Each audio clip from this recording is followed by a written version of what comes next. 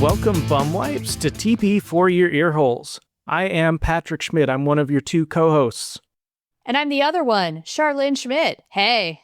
The other one. You're the leader of this duo for sure. Hell no, I'm not. This is a mutual, partnership. We both do this thing. We do this together, and without us, it is nothing. Well, fair enough. Okay. Well, today we are actually going to split the effort about 50-50 because we are talking about lines that we love that flew under the radar. So lines that just didn't really resonate very heavily with the fan base. And we're going to try to give them some love today. And we're hoping that after you hear this episode, you'll love them too and start using them in your daily life. Yes, we are hoping that by bringing these lines into the limelight, that they'll start to be quoted a little more on the fan base. Give them the love that they deserve. And I don't know about you, but my approach was I was looking for lines that if you put in, the top 100 most quoted lines, that these lines would not be in that list. That's sort of what I was going for. I purposefully did not consult those lists. Knowing what a lot of those are, I really just kind of went into my own brain and started thinking of, I had a few lines ready to go. And then when I needed to get a few more, I started just looking through episode titles and thinking about lines of dialogue in those episodes. And if it made me laugh, and if it flew under the radar, if it wasn't a highly quoted thing, it made the list very likely. So my list, I think, is very subjective, whereas if I were to do this a month from now, I might think of a completely different set of quotes from different episodes just because I'm thinking of them and not the ones that are here. And so, listeners, we want to hear what you would choose because this is, like everything else, subjective. Well, and my subjective list, there is a little bit of science behind mine because I did put some of my lines into Google just to see how many results there would be out there in the world. Oh. And I was very partial to results that only had one page on Google. Okay. Very interesting approach. So let's tell you what you won't be hearing today. Things like come out with your pants down, which was said one time and yet is irreversibly assigned to the Beavis and Butt-head fans, and Beavis in particular. You're not going to hear lines like that. So hopefully we're bringing some light to things that, like we say, flew under the radar. Right. But before we do that, Shar, can you tell these beautiful listeners of ours how they can follow us and keep up with the latest things that we are sharing with the world? Of course. You can connect with us on Blue Sky, Instagram, and Facebook at TP For Your Earholes. You can also go on YouTube. And again, that is TP For Your Earholes. You can listen to the episodes there, comment, please subscribe if you haven't already. And if you want to reach us directly, just go to our website, tpforyourearholes.com, fill out the contact form, and that goes to us personally. And hey, while you're doing things on the internet, would you let a friend know about this show? We would love to, one, get more listeners. So the more people who, it's like that one commercial, the more listeners we have, the more love. Also, same goes for reviews, and we would love it if you could give us a 5-star rating and a short review. It doesn't have to be much. You can just say, hey, we're cool. And that just really boosts us up in the algorithm, so the algorithm does its magic thing and helps other Beavis and Butt-head fans find our show. Even better, after you've listened to this episode, go leave a comment with one of these lines. Hey, now you're talking. Now you're thinking. Yeah. All right. So confession time before we actually begin the episode here. Oh, man. Okay, we're starting with a confession. Oh, boy. I think this is a confession that both you and I have to confess to. Okay, what is it? We ended up being very partial to Beavis in this effort. Hate to say it, but it was easier to think of Beavis than Butthead. Yeah. And this isn't even the cute episode. We already did that one. But yeah, it was much easier for me to think of underrated Beavis lines than it was to think of underrated lines for anyone else in the show. So I do think this episode's going to end up being a little bit Beavis heavy, but at the same time, nothing wrong with that. No, Nothing wrong with that. But I will say that there is at least one entry I am going to put forth for consideration that is not Beavis or Butthead. I think I've got 2 of those. Okay, so you know what? Maybe we're a little more balanced out than we think. Maybe.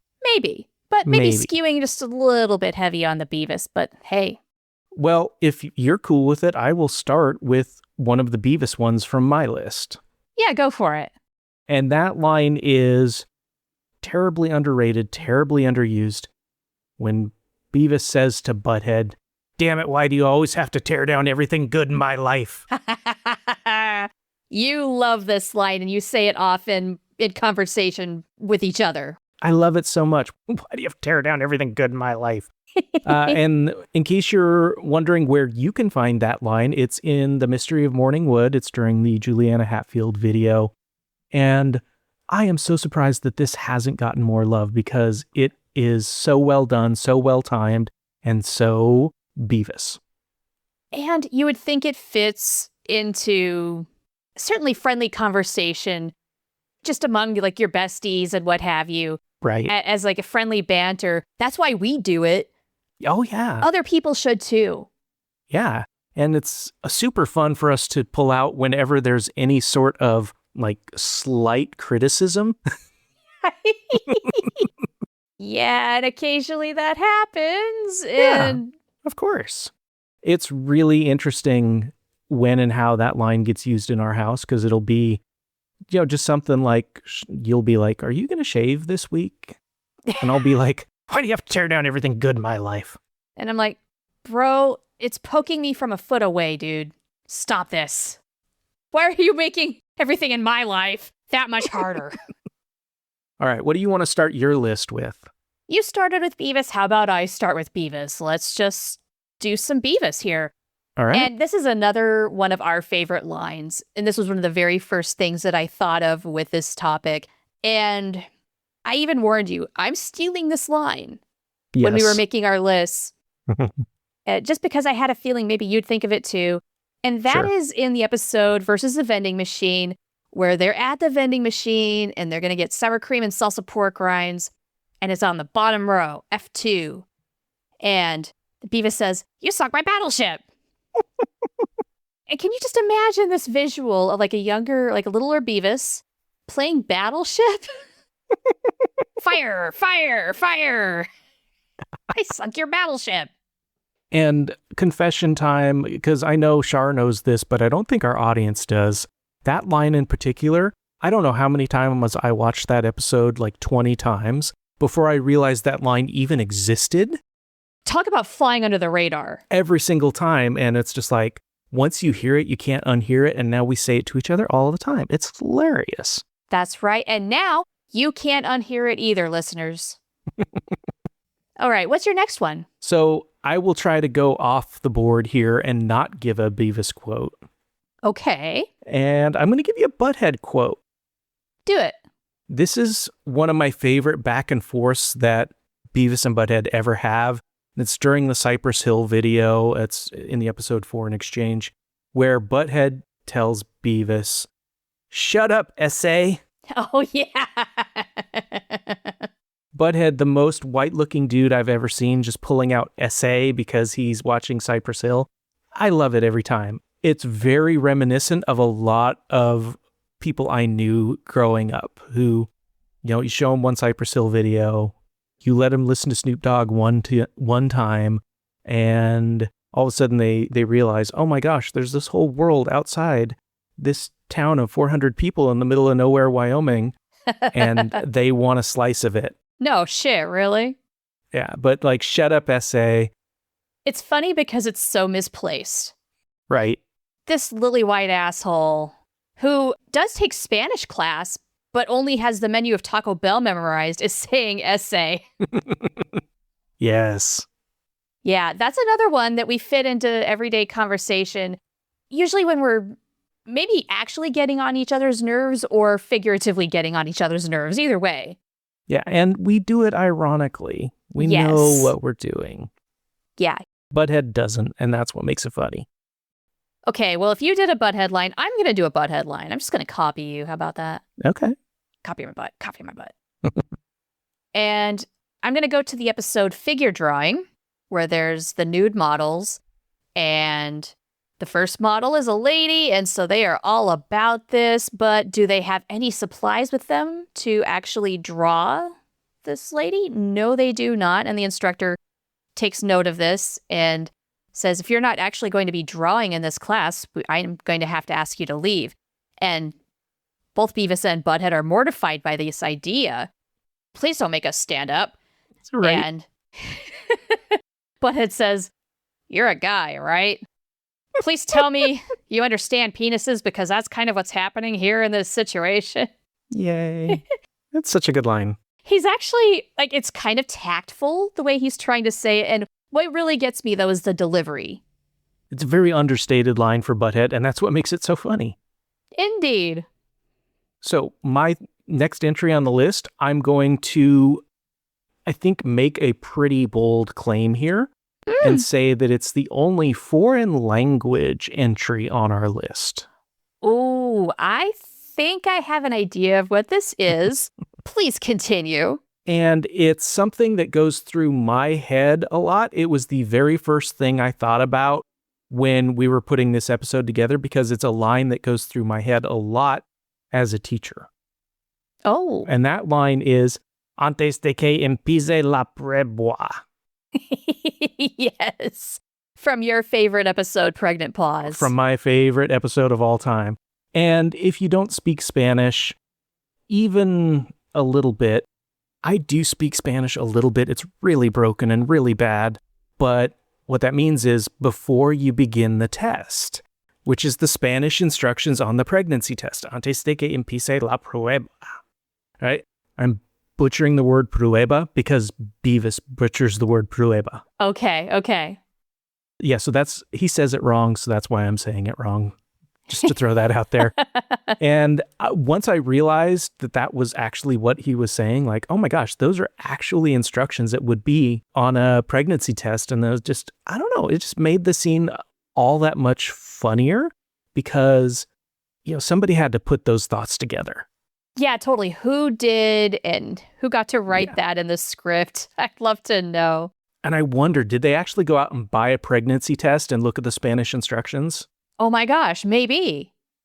And how it connects to me as a teacher is that sentence goes through my mind right before I give a test to any of my classes. That was just what I was about to ask you. So question answered, yes. And that's hilarious. Yeah, before you begin the test. And it's in Spanish and it's in Beavis's voice. Do you ever say it in Spanish out loud to your class just for shits and giggles? Oh, no. No. I mean, there are some things I do just for me. That's not one of them. That's beyond the pale. Okay, that's fair. And I'm not at all surprised that makes your list. One, because it comes from your favorite episode of all time. But then two, on a very rare occasion, you pull that one out. It's fun. It's fun to say, too. Yes, it is. And then you got to stab your belly button and say, nope. Well, thank you again to Senora Epperson for being my Spanish teacher. Gracias.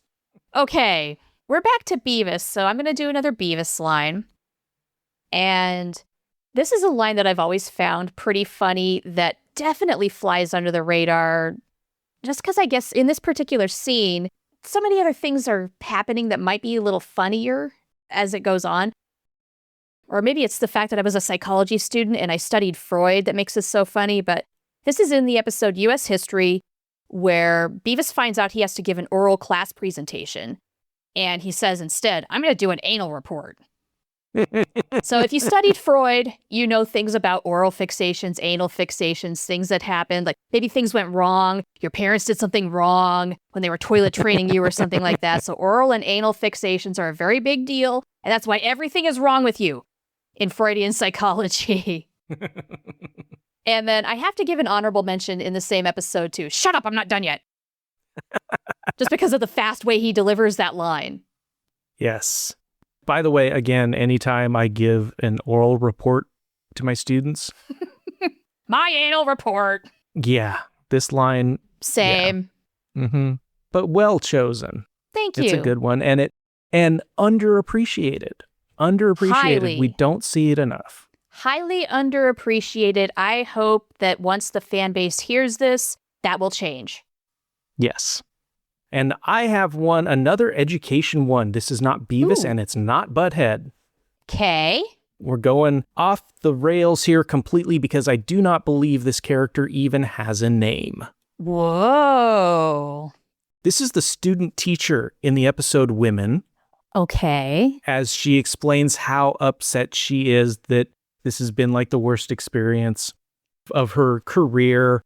And she says a line that, trust me, it's like gone through my brain. I've never said it out loud, but it's gone through my brain as I've been talking to maybe a student or two in my career. I pity you and I fear for your future. Those students shall not be named. No. And don't get me wrong. I love my students. I bend over backwards for them anytime, any place. We're going to help them out as much as they possibly need it. Yes, and you but do. But at the same time, this line did resonate in my bones a little bit. And yeah. And I feel like it's that line. Have you ever seen Billy Madison where they're like, I award you no points and may God have mercy on your soul? Yeah, I vaguely remember that. It's a huge meme. This line should be the same level of memeness. I pity you and I fear for your future. Yeah, why is that not an animated GIF? Right? Okay, Should maybe we're the ones that have to make that happen. Yeah, it's totally underrated line. And I think it's underrated in part because it comes from a one-off character. A character we never see again. And as you mentioned, is not named as far as I recall. Mm-hmm. And as you recall. Yeah, but true fans of the show, they know exactly who I'm talking about. You know. And if you don't know and you're listening to this podcast, welcome. Go watch Women and then come back and tell me I'm wrong.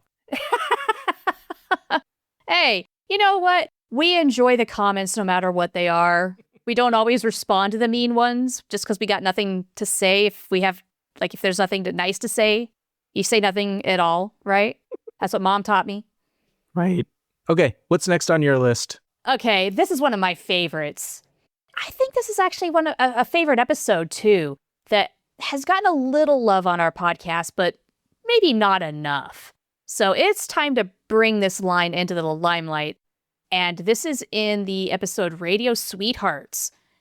And it's right about at the point toward the end where DJ Rabid Ron is about to kick them out of this recording studio as guest DJ hosts because they have butchered everything. And Beavis says, "Where's our $5 birth certificate, bunghole?" Oft repeated in this house. Absolutely. It's like, where's our prize for doing a good job? Because that's apparently something that they got. They got a $5 gift certificate to Hot Topic, right? As one of the... No, it was the Sound Silo, courtesy of Rabid Ron. That's what that is. Okay. Yeah. Why did I think it was Hot Topic? I don't know. Insert gifts. Anyway, someplace in the mall, very likely. And where is that $5 birth certificate? They could use it. But he calls it a birth certificate. Very classic Beavis twist of phrase. And again, really surprised that we don't see it more out in the world. It's a shame. It's a shame. This is funny. Yes. Okay. Very well done. That said, though, no one else agrees with me. Fine, whatever. I'll keep saying it. What's another one you got? Maybe they'll like this one. All right. Another one that we repeat often in this house, and we don't need any reason to say it. And it's Beavis from Yard Sale. I was shot in the butt. $5. Well, and very recently, our little neighborhood had a community-wide yard sale or garage sale or whatever you want to call it. And this line came up a lot in the planning of that. We contemplated whether or not we wanted to participate, and ultimately we didn't. But nevertheless, I didn't keep count of how many times we said this line. It was higher than usual, though. Yes. Well, I would. The way I put it was I'd have to take my shoes off to be able to count that high. And no one wants that. Speaking of counts, I did a search for the quote, I was shot in the butt, $5. Yeah. You know how many times it's on the internet right now? How many? 3. Wow. Okay. What are the 3? I don't know. I didn't look that hard. Darn, but they're all okay. Beavis and Butt-head related. But only 3 web pages on the entirety of the dadgum internet have the phrase, I was shot in the butt, $5. Look, I know that Google has gone completely down the hole of enshittification, but that is just sad. So I'm going to call on you, audience. Change that. Put I was shot in the butt, $5 somewhere on your social media. Make sure it's public. Let's get that number up from 3 because this line deserves it. Well, we know there's going to be 4 soon because every episode of TP for Your Earholes comes with the transcript. True. So once the search engines latch onto that, we have done our part. All right, what do you got next? Okay, I have got kind of a Beavis and Butt-head line. Like, they kind of need to play off of one another to make this thing work. Ah, a couplet, I believe that's called. Ah, very droll, very droll. I believe. I don't know. I like to make up words sometimes. You know, if it wasn't a word before, it is now. Okay, cool. You can just make it up. All right, I'm happy with that. That's how language works. Yeah. So this is in the episode Bang the Drum Slowly, Dumbass. And this is where Van Driessen has his drum circle group. And Van Driessen is talking about how they can talk openly about men's issues and the things that they're wrestling with. Butthead says, Beavis wrestles with his manhood. And Beavis says, yeah, I usually win. What's he talking about? What is that an allusion to? We're definitely talking about masturbation. Yeah, it's a great little line. And yeah, how is I usually win not said more often? I wish it were. And I do think when this episode was a little fresher in people's minds, like when it was airing in the 90s, I do recall classmates recalling it from time to time, but it still didn't get enough love and definitely does not now. So it's time for a comeback. All right, well, I'm going to cross the halfway point on my list with another quote from the same episode.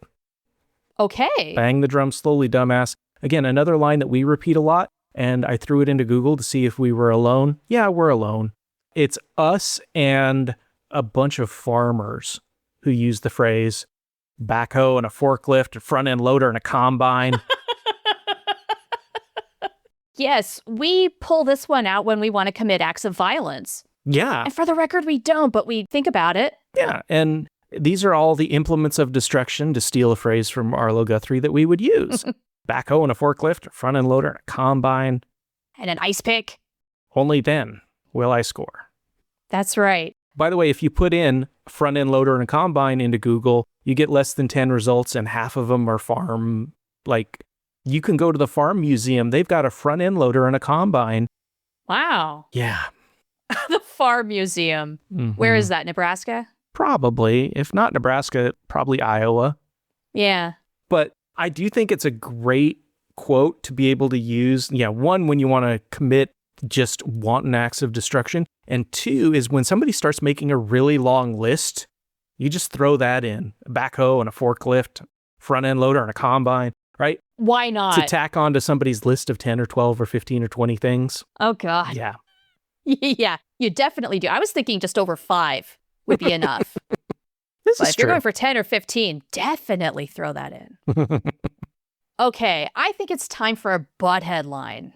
All right. And this is yet another one we say a lot. And no, I wasn't just thinking of lines we say a lot, but that is mysteriously a lot of what does make this list. Well, it does. And- It does help us make them think that they're underrated when we love them in a way that very few other people do.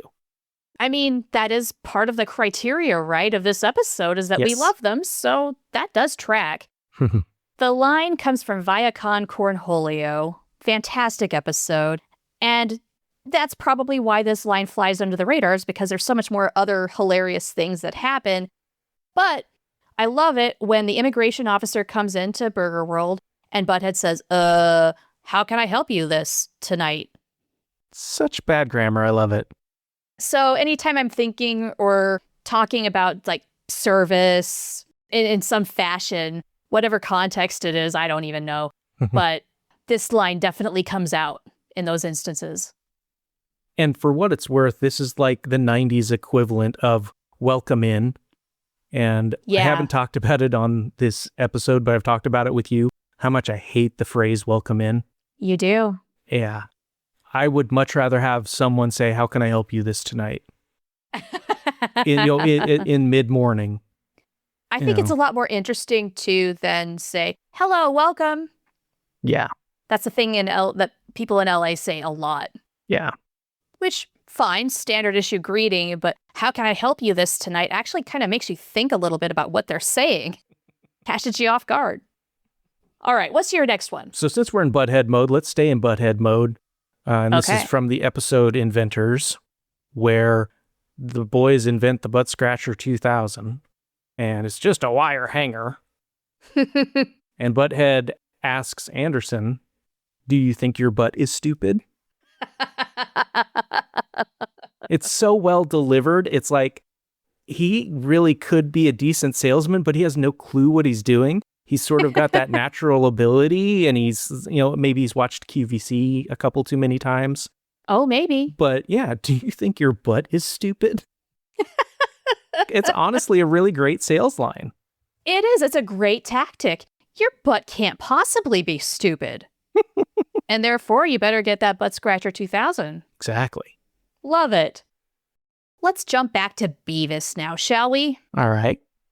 Definitely an under-the-radar line, and visually it helps if you see this, so try to think of the scene as I describe it. It's in the episode Green Thumbs, where they're making copies of money, including coins, at a copy store, and they make these terrible cutouts, go to Maxi Mart to buy a bunch of stuff with this fake money, and there's this lady at the counter getting some cigarettes or something, and Beavis just wants to show off a little bit, right? Well, he's so wealthy now.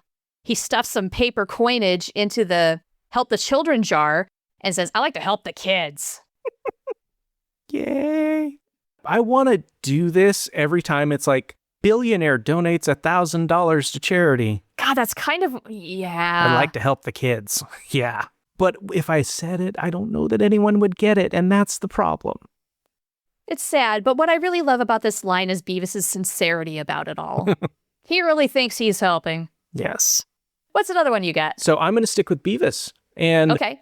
This line, I tried to find the exact wording, and it's so underused and underappreciated that there was disagreement on the internets about what the line actually is.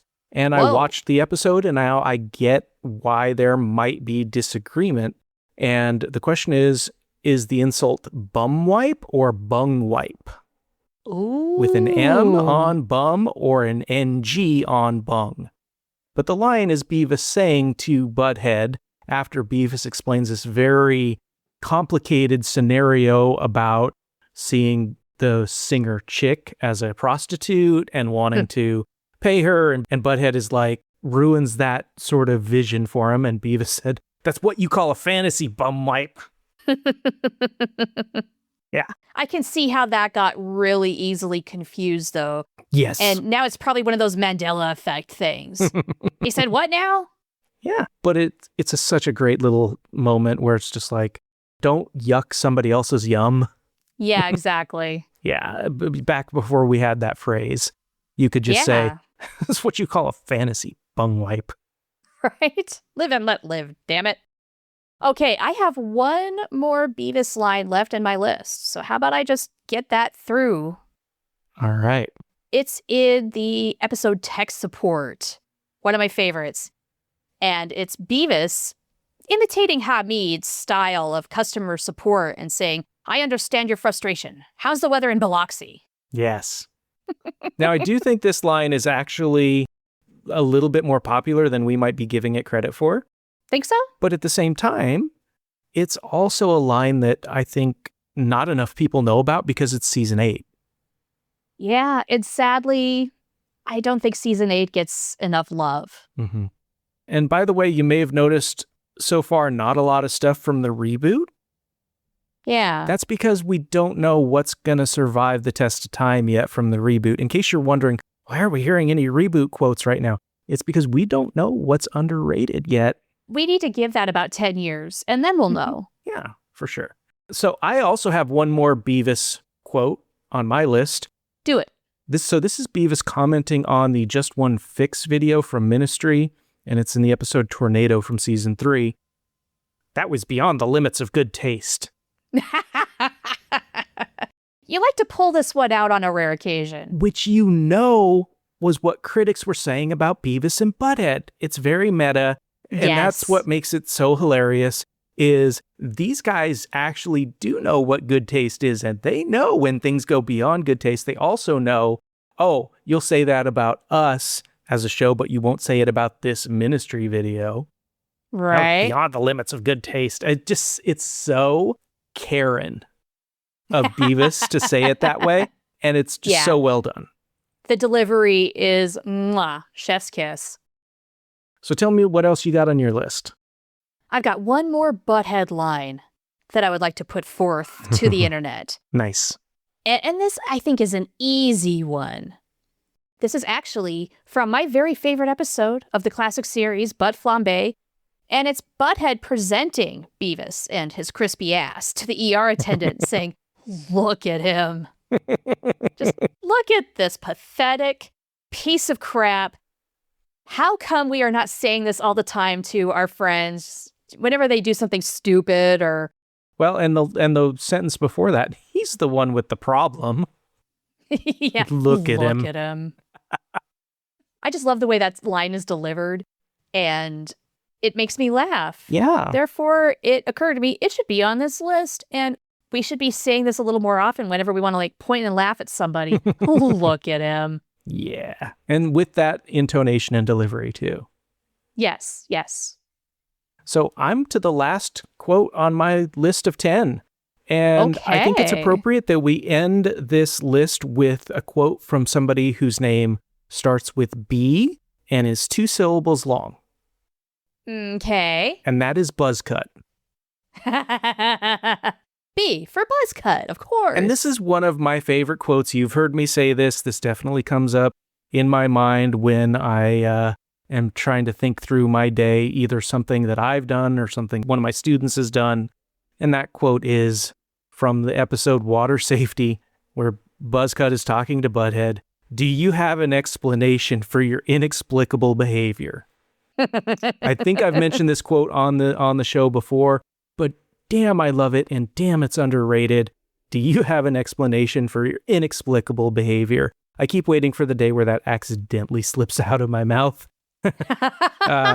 Because I love this line so much. It's so Buzzcut, for one. It is. And I'm also a little surprised that it hasn't slipped out yet. Someday it will, and when that moment happens, we're going to laugh about it. And I really do hope that my student, whoever I say it to, replies the way Butt-head replies in this episode, which is, "I was dead." The only legitimate excuse. Right? Exactly. All right. And now you've got one more on your list as well, right?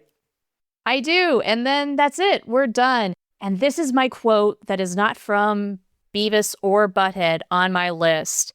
All right. It's in the episode The Miracle That Is Beavis.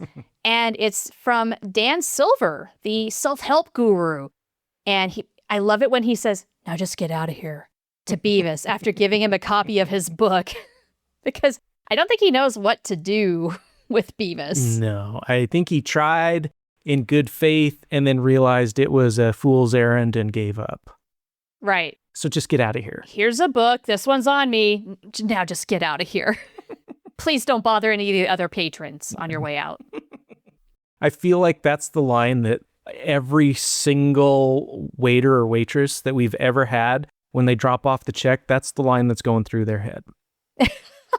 Hey, hopefully we've not been such complete asshole customers that they're thinking that about us. True. But if you've ever worked in the service industry, you have had those customers where would you please just get the F out? Please. Just be anywhere but here. So that's our lists. And listeners, you have homework. It's your turn. Yep. Take your favorite lines, underrated lines that you think don't get enough love, put them out there on our social medias and tag us. Yeah. Tag at TP For Your Earholes on all the places where we are. You know where they are. And hey, thanks again to all you bum wipes or bung wipes, one of the two, for listening this week. Shar, what are we doing next week? Next week, we are going to do a little bit of homework ourselves. we're going to round up 5 YouTube videos apiece that we would like to see Beavis and Butt-head react to and explain why that would be funny. So we did the music videos we want them to react to. This is now, in the spirit of the reboot, YouTube videos.